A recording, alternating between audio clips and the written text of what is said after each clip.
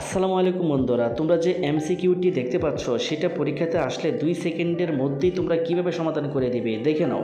দেখো এই জায়গায় বন্ধুরা আমি তোমাদেরকে হাইলাইট করি, এখানে কি রয়েছে √2 আর এখানে রয়েছে x² প্লাস 1/x²। এই জিনিসটা দেখে একটু ফোকাস করো।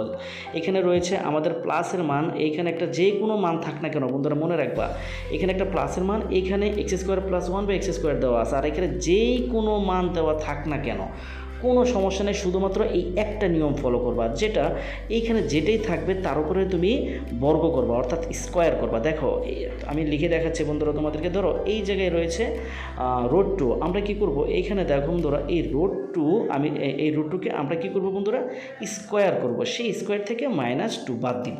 শেষ, আমাদের অঙ্ক শেষ বন্ধুরা। এটাকে তোমরা জাস্ট শুধু হিসাব করে দাও। দেখো এইখানে আমরা কি জানি বন্ধুরা, এই স্কোয়ার এবং √টা কাটা যায়, স্কোয়ার √, কাটা গেলে বন্ধুরা কি থাকবে বলো, 2 থাকে, ঠিক না?